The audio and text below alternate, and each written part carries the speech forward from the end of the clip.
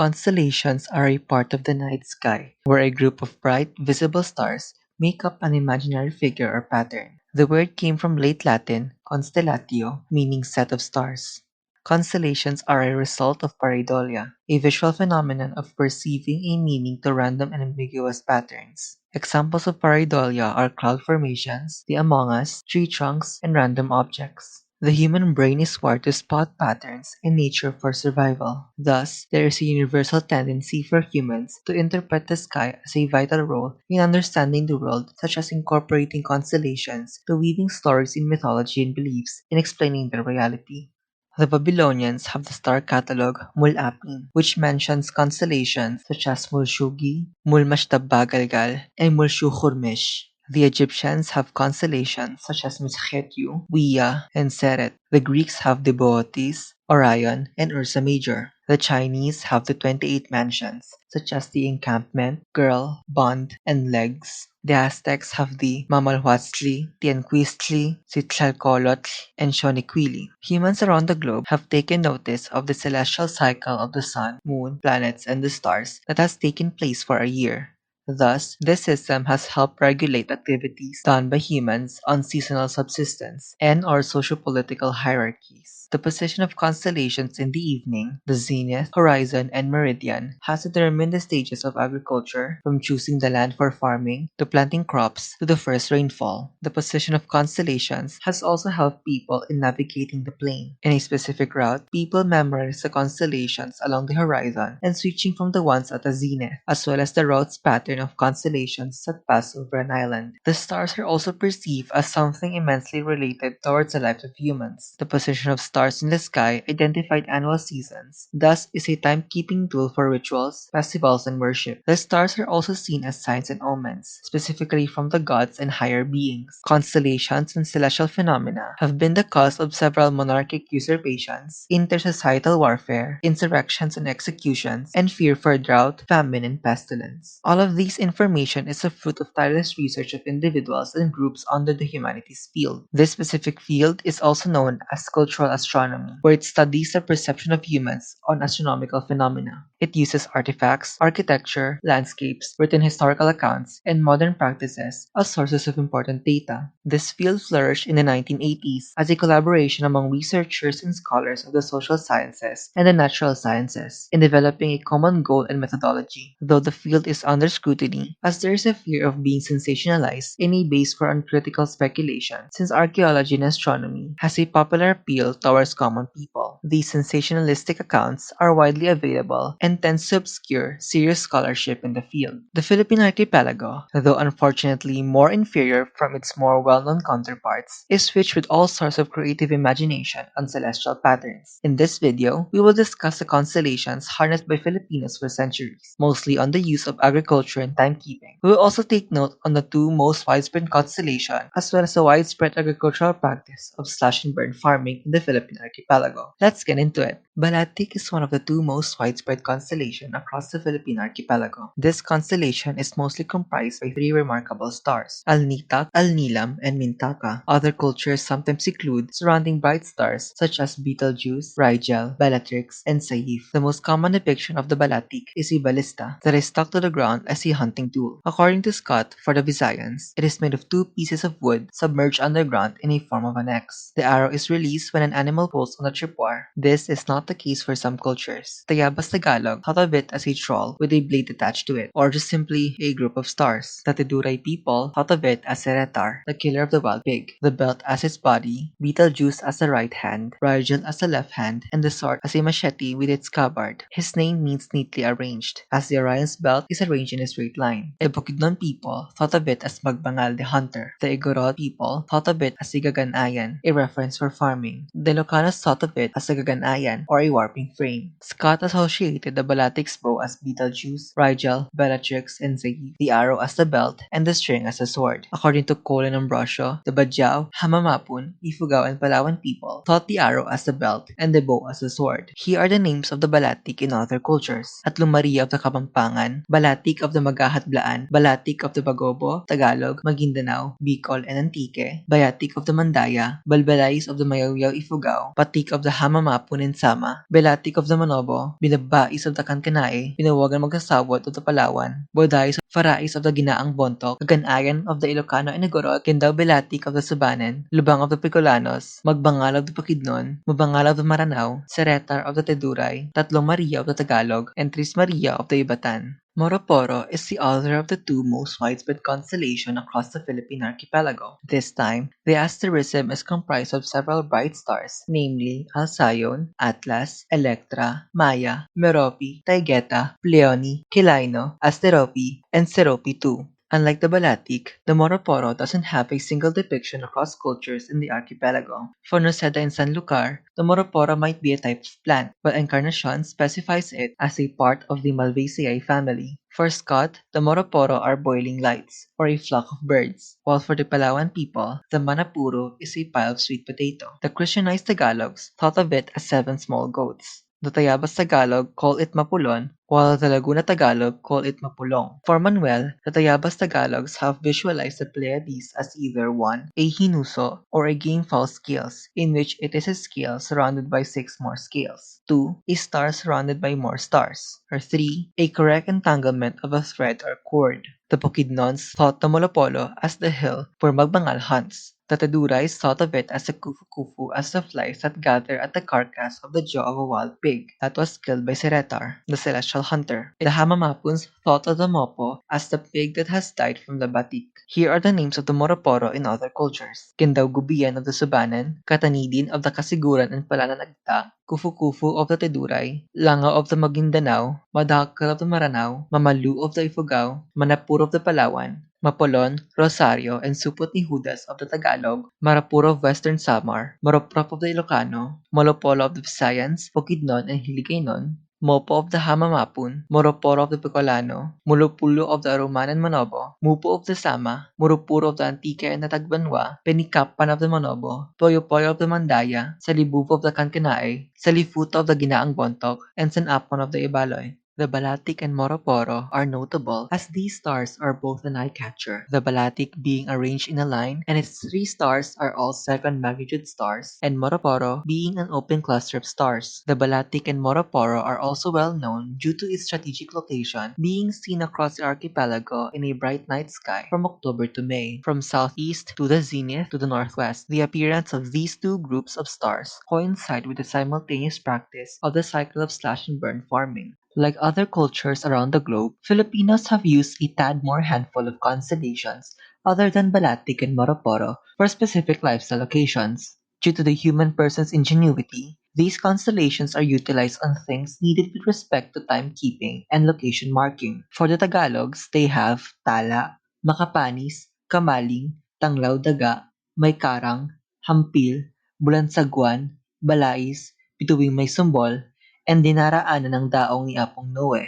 For the Tayabas Tagalog, they have Talang Batugan or Talang Bakero, Talang Bilaran, Bituing Bumbong, and Cruz na Bituin. The Visayans have Losong, Alimango, and Lobi. The Bicolanas have Lubang, Makadadamlag, Paglong, Pogot, Sowag, and Torong. The Ilocanos have the Sunay. The Tedurays have Baka, the jaw of the rotting carcass of a wild pig slew by Seretar, the celestial hunter. It consists of the stars Eta, Delta, Gamma, Theta 2, and Alpha Tauri. Kelugoy, but the Tedurays prefer calling him Figeferafan. His head is Procyon and Gamesa, as a rooster feather worn on his bandana, as a symbol of bravery and might from a man who offended him and his family's honor. His left arm consists of Sirius and Mirzang. His right arm consists of Pollux and Castor. Singkad, the husband of Kenogon, and the man on his way to slash and burn farming. He consists of the stars Alshain, Altair, and Tarazed. Kenogon, the wife of Singkad, is called the Dainty Lady. Her precious comb is Zeta Delphini. She consists of the stars Rotanev, Delta Delphini, Gamma Delphini, Sualosin, and Zeta Delphini. The Bukidnon have Balokaw, Baka, Taon, Sugobaton, Malala, Tiok, Taku, and Magbangal. Here's a myth about him. Magbangal ordered his wife not to follow him out for slash and burn farming. His wife still went and heard sounds of trees dropping, indicating he's clearing the land. She went and saw Magbangal sleeping with his axe and machete, thus all the job. With this, The axe accidentally chopped Magbangal's hand. Enraged, he ordered his wife to become a river fish, while he became a guide star in the sky for the Bukidnon people's slash and burn practice. The Hamamapun have the Bobo, Bunta, Anakdaru, Niu-Niu, Sangat-Bawi, Kababasan, Bintanggaw, Tendang, Kabaw, Niu-Niu Punggol, Lumba-Lumba, Manuk, Tong, Masikla, and Mayuyu, and Naga. Here's a myth about them. Similar to the myth of Pandora, Masikla ordered Mayuyu to look after the cooking pot of grass, as Masikla will go find food at the seashore. She also ordered Mayuyu not to look upon the cooking pot, but Mayuyu still did. Mayuyu discovered that the pot is filled with half grass and rice. Masikla was enraged upon learning, so she cursed that the people must farm first before having to eat. Another myth revolves around them, similar to the Bukidnon's myth of Bagbangal, reminiscent of the shared culture among indigenous peoples of Mindanao. Tong went to the woods for slash and burning. Mayuyu then followed him and saw that he is playing his flute while the axe and machete are cutting trees and grass by themselves. Mayuyu showed herself and punished Tong for being lazy. Tong became angry and said if she didn't do this, people would not have to work anymore. Tong and Masikla left Mayuyu for the sky, but Mayuyu still followed them. These stars became the signal for the preparation of newly dry cleared land. The Sama people of Tawi-Tawi have Anakdatu, Basung, Batik, Bubu, Buntal, Lakag-Maga, Tunggal Bahangi, Mamahay Utara, Mupo or Pupu, Naga, Paliyama, Sahapang, Saloka, Sangkap-Sangkap, Sokapunggul, Mamahikagang, and Mamahipagi. Here are some other Tawi-Tawi stars. Abay Kohap, Anting-Anting, Basi, Between Masawa, Bungsod, Duga-Duga, Juhara, Kababasan, Kababasan Badusta, Kalitan, Cruz na Malaki, Cruz na Maliit, Malala, Mamahi Magrib, Mamahi Salatan, Mamahi Sumping, Manuk, Ngamas, Sok, Tago, Takaw Kapog, Tanggong, and Timbangan. Sa Palawan people have the Anakdatuk, Antatalak or Buntatalak, Asak, Gubang ni Asak and Salanakan niya, Taktampinak ni Asak, Pinawagan Magakas, Bulalaw and Pakayong ya, Bungsud and Magipag, Duroy, Inak and Aladya, Lakut and Paray, Lakut and Sanglay, Niyog and Wasay, Punggur and Sawa, Sagab, Salangan, Sangat at Biyak, Syud ni Bihang, Taktampinak at Magkapukun, Tarong. The Bagopa people have the Marara, Mamari, and Buaya. The Ibalay people have the Balikongkong, Batawakagan, Koros, Mamawas, Mawabalaya, Pangal, Salabobo, Tachong, Tado, and Wadwadan. The Kankanai people have the Agiwanas, Balangay or Kinamalig, Batakagan, Dopo, Ketma, and Kinalaub, Laksa, Liwliw, and Pinadanga, Sipat, Takang and Tikem, Tudong, Uling, Wayat, and Sabat. The Ginaang Bontoc people have the Farangay, Farais, Salifuto or Sinapon, Mandada, Tulo, and Dalig. The Mayaw-Yaw Ifugao people have the Agiwana, Balbalais Ilihan, Natchalipopong, Nahikihig ni Pugot, Dalpalopawit, Puminal, and Tumigan. The Ifugao have the Mamalu, Monliwutan, Monatange, Mompudpudun, Ina Iyua Iyud, Matuduk, Natutuldug, Binali, Mabahit, Patalalan, and Pawit Dibulan. The Antique societies have the Kalamaganon, Cruz, Mag-asawa, and Tulug Hapunon. The Ibatan people have the Kaaaraw, Narachid, Nasairing, Pasdepen Sumuhu, Taayaru, Tinankukurus Aaleket, and Tinankukurus Araku. The Maguindanao people have the Biduk, Bituin Utala, Kalani, Lala Nalanggao, Tatap, and Makabanges. The Manobo people have the Buu, Lepu, and Merara.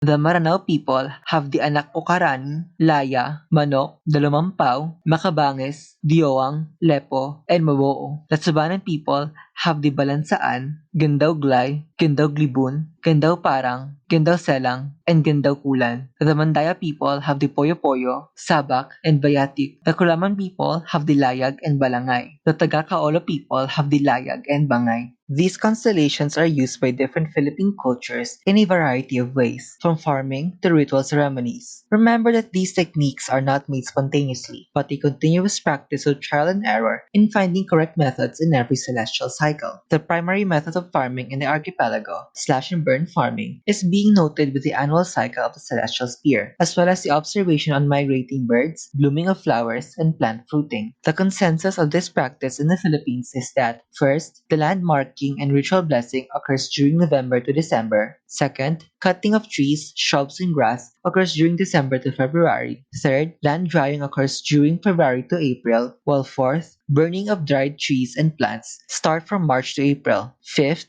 the beginning of planting after the first rain occurs during April to May. And finally, sixth, harvesting of crops occur during December to October. Keep in mind that any mistake in this calendric cycle will jeopardize future harvests. Timing and tempo is key in slash and burn farming. If late, it will be hard to dry the land and a lack of time for burning. If early, weeds will grow again, making the burning stage useless. If the whole process is cancelled, the cold and rainy season will soon come. If started early, yet with late rain, some seeds won't grow, hence a short yield. If it rained early, grass will grow with the crops and steals the nutrients from the soil. For the Tiruray, Kemuda means zenith, and Ranga means meridian. Marking and cleaning of land starts when Seretar is at Ranga during late December to early January. The ritual blessing and burning of land starts when Kufu-Kufu and Seretar is at Kemuda during late February to late March. Planting starts when Kufu-Kufu and Kinogon are on Kemuda. Some when Seretar goes Ranga from mid-March to mid-April. Some when Baka and Seretar at either side of Ranga. Others when Seretar is outside Ranga and Shagay-Farafat is on Kemuda. For the Manobo, slash and burn farming starts when Penikapan appears 80 degrees east at January, where the farmers count the days passed without raining and multiply to 2 to approximate the appropriate farming time.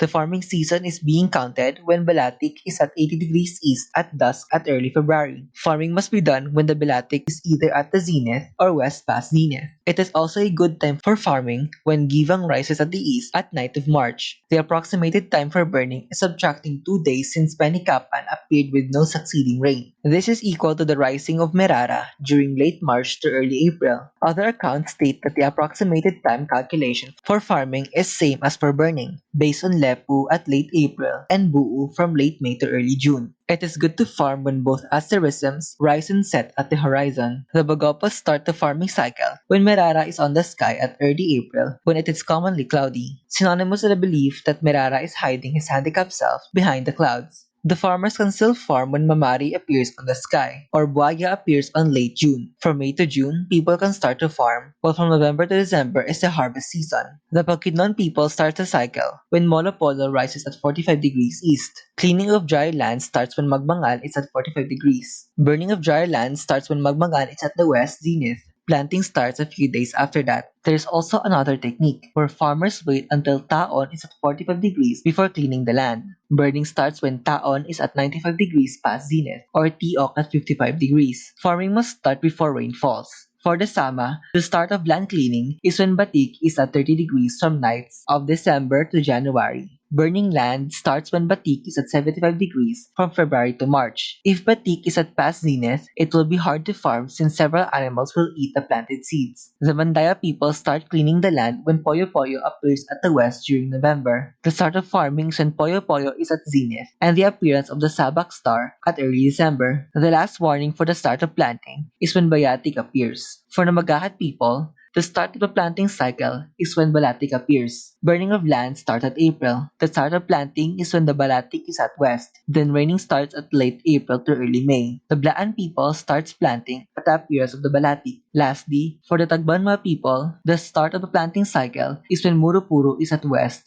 As usual, the quality of crops will be bad if the cycle is not on time. The Sama people uses bubu as an approximation of the water rapid speed during fishing season, based on the position of tangkal bubu. If the string is at the east, the waves will be strong. If the string is at the west, the waves will be calm. The Yakan people uses the Pleiades as a fishing guide. When the Pleiades is at the right position, they submerge the bobo in the water. After 2 to 3 weeks, the bobo will be removed from the water. The Pleiades is also used to determine when to appropriately erect a fish corral. The Tagalogs utilize the Laguna de Bay in estimating the weather needed for fishing. If the Daong Ninoe is at the northwest, there will be strong winds. If the Daong Ninoe is at northeast, there will be calm winds. The Tagalogs also use the Cruz na Bituin that rises at the east during December, 1 hour before midnight. When the Cruz na Bituin is present during 10 o'clock p.m., it is time to fish at the lake. When the Cruz na Bituin is present during 4 o'clock a.m., it is time to remove the net out of the water. The Timbangan is near Cruz na Bituin, so people also use it as a tool for fishing. The Subanan divides their months by the constellation visible in the night sky. Kulan is during the presence of diamond-shaped stars. Glibon is during the presence of a constellation in the shape of a wide open-legged young boy supporting a young girl down below. Glaya has the same stars as Glibon, but the young girl is above the young boy. The Balatik is during the presence of Ganda Balatik with its wild boar trap imagery. The Bukidnon people uses the Moroporo and other reference stars for slash and burn farming. When these stars rise from the west, it is the drought season. When these stars are on the zenith, it is a summer season. When these stars rise from the west, it is the wet season. This celestial movement is appropriate for the cycle of slash and burn farming of rice and corn. The Bulacan Tagalogs use the tala sa umaga as a timekeeping tool. From February to April, it rises at 2 o'clock a.m., while during December, it rises at 4 o'clock a.m. For the Sama and the Tagalogs, both cultures use the timbangan and anakdatoin sa hapang. When inclined towards the east, it is not midnight. When at the zenith, it is midnight. When inclined towards the west, it is past midnight. Both cultures also use the crux, rusa between for the Tagalogs, and buntal for the Sama people. When it is at the zenith, it is around 12 midnight. The Sama people use the paliyama to determine a year due to its one whole rotation. This means that the gap between a malambang Muslim to the next is also a year. The Gadang people determine the month of Adaway when the star shaped like an axe appears at the first cry of the rooster, as well as the start of farming for rice. For Akal, it starts at the appearance of the star Bongang at the zenith. For the Laguna Tagalogs, the twinkling stars indicate the wind is strong, thus moving clouds. This forecasts the direction of the next wind. If the Habagat wind is blowing, the winds will be stronger and in a different direction. The Sama people know the direction as Mupo and Batik move from east to west. When Buntal and the south star sets in dim, the Salatan wind blows. Following that, when Anakdatu sets, the Utara wind blows. When Mupo rises from the east, the Utara wind is approaching. When Batik dims, the Utara wind is currently blowing.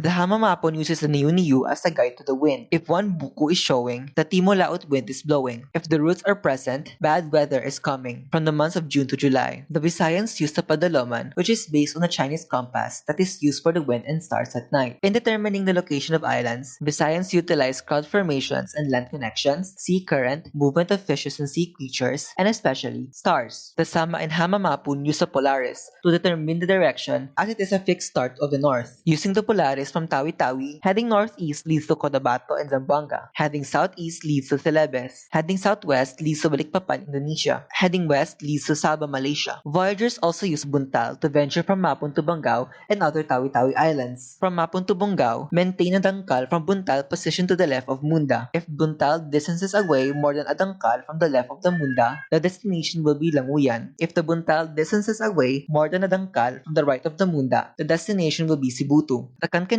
in rituals invoke the ancestors, as well as the sun, moon, and stars. After invocation, they immediately send their ancestors back from the afterlife. They invoke the stars mentioned earlier, including Talaw and Kinmusilaped Todo, or Kinmusilaped Daya. In naming the stars and asterisms, the Kankanai carry out a ritual called Pagte, in which kabunian for the protection of crops and the community from disasters. The Kankanais pray to Sipat and Tudong for problems on urination, Corona Borealis for the blessing of transferring of the seedlings, Binabais, Salibubu, and a part of Aquarius for the sacrifice of chickens. The Kankanais also invoke Batakagan, which in local belief is the teacher of the brothers in two prayer rituals. In treating sore eyes and prayers for chicken sacrifice, Batakagan invites Lumawig to teach the brothers. This invocation can also be used for 3 more rituals of chicken sacrifice, as well as for the wine sacrifice of fishermen before fishing at the river. The ritual for incoming good luck involves the sun, moon, and the stars, Talaw, Tupog, Bais, Salibobo, and Pandemen. The Agamid ritual involves announcing for the acceptance of the soul to the house anytime. This ritual invokes the sun, moon, and the stars, Patakagan, Salibobo, Sinapon, Mandada, Tulo, and Dalig. The Ibalay has a mambunong or a priest that includes the sun, moon, and stars in their prayers. The Batbat ceremony is to cure any illness. The Nansaang ceremony is to cure headaches. The Kapi ceremony is to give a sign to a dreaming person, a sign of hunger from a deceased relative or from other mambunongs. The Ifugao conduct rice-related rituals, especially the Boto, where pigs and chicken are being sacrificed during harvest season. They invoke the Mapatalbugan Inamalgo, Lingan ng Bulan, and the Bituan, mentioned earlier with the addition of Bituan Iitang. The Pawit signals a beheader's victory based on the position under the moon. The Bagopas conduct the Gomek Gumanan ritual, where at the appearance of Balatik at December is taken as a sign for the preparation of tools for slash and burn farming. They also do the Ginam ritual of human sacrifice 3 to 4 months after the appearance of Balatik and coincides with a new or a full moon. This is to the deities for successful and bountiful harvest, as well as to ward off malevolent spirits in danger. The The kapuaangan ceremony occurs after the harvest at November to December. It is for the sacrifice of newly harvested rice for the deities and the stars Balatik, Mamare, Marara, and Buhaya. The Hamamapun has a gindawatan ritual that occurs before planting and harvesting during the dawn when Tanggong is at the sky. The Tausus have the Dua at Sahaya, which is a 5-stage ritual to a pregnant woman for the beautifying of her child. The first step is to make the pregnant greet to the Maga star at dawn after Sambahayang Subu. Second, the pregnant must close her eyes and then stare at the Maga star from 7 to 100 times. Third, the pregnant must pray the prayer of Inang for 3 times while the right palm is placed on the pregnant's belly. Fourth is to ask the grace of God while having both palms open upright while chanting Ya Nur for 99 times. Lastly, chanting the Al-Fatiha, the introductory chapter of the Quran.